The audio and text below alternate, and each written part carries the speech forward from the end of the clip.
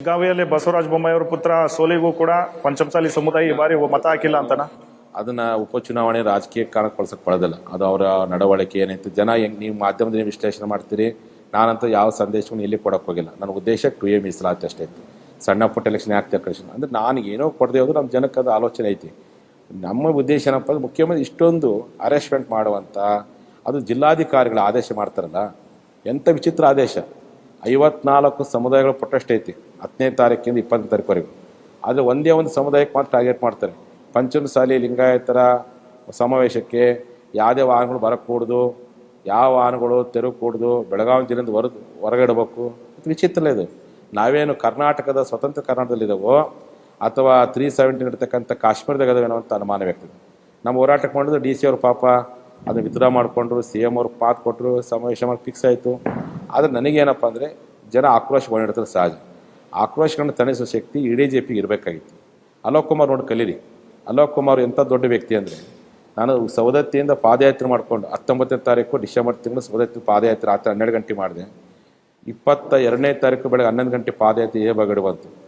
ಆವತ್ತಿಂದ ಇವತ್ತು ನಮ್ಮ ಜೊತೆ ಇರ್ತಿದ್ರು, ಅವರು ಮಾತಾಡ್ತಿದ್ರು. ಒಂದು ರೀತಿ ಮುಖ್ಯಮಂತ್ರಿ ಜೊತೆ ಮಾತಾಡ್ತಿದ್ರು, ನನ್ನ ಜೊತೆ ಮಾತಾಡ್ತಿದ್ರು.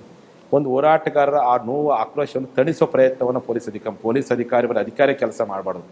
ಭಾವನೆಗಳನ್ನು ಅರ್ಥ ಮಾಡಿಕೊಂಡು ಸರ್ಕಾರಕ್ಕೆ ಸಂಧಾನ ಮುಖಾಂತರವಾಗಿ ಸರ್ಕಾರಕ್ಕೂ ಮುಜುಗರ ಆಗದ ರೀತಿಯಲ್ಲಿ, ನಮ್ಮ ಹೋರಾಟಗಾರರಿಗೂ ಸಹ ನೋವಾಗದ ರೀತಿಯಲ್ಲಿ ಅಧಿಕಾರಿಗಳ ಬಗ್ಗೆ ಒಂದು ವಿಚಾರ ಪ್ರಸ್ತಾಪ ಮಾಡಿದ್ರಿ ನೀವು. ಶಾಮನೂರು ಶಿವಶಂಕರಪ್ಪ ಅವರು ಇದೇ ವಿಚಾರವಾಗಿ ಬಹಳಷ್ಟು ಒಂದು ಬೇಸರವಾಗಿ CMಗೆ ಕೂಡ ಒಂದು ಪತ್ರವನ್ನ ಬರೆದಿದ್ರು. ಈ ಸರ್ಕಾರದಲ್ಲಿ ನಮ್ಮ ಲಿಂಗಾಯತ ಅಧಿಕಾರಿಗಳಿಗೆ ಅಭದ್ರತೆ ಕಾಣ್ತಾ ಇದೆ, ಸೂಕ್ತವಾದಂತ ಪೋಸ್ಟಿಂಗ್ ಸಿಗ್ತಾ ಇಲ್ಲ, ವರ್ಗಾವಣೆ ಮಾಡ್ತಾ ಇದ್ದಾರೆ, ಆಯಕಟ್ಟಿನ ಜಾಗದಲ್ಲಿ ಸಿಗ್ತಿಲ್ಲ, ನಮ್ಮ ಸಮುದಾಯಕ್ಕೆ ಅನ್ಯಾಯ ಆಗ್ತಿದೆ ಅಂತ. ನಿಜಾನ ಅದು? ಅಲ್ಲ, ನಾನು ಅವ್ರು ಬೆಂಬಲ ಕೊಟ್ಟೇನಲ್ಲ. ಶಿವಶಂಕರಪ್ಪರ ಹೇಳಿಕೆಯಲ್ಲಿ ಸತ್ಯ ಇದೆ ಅಂತ ಹೇಳಿಕೆ ಕೊಟ್ಟೇನೆ. ಯಾಕೆ ನನಗೆ ಅಂತ ವಿಷಯ ಬಂದಿತ್ತು.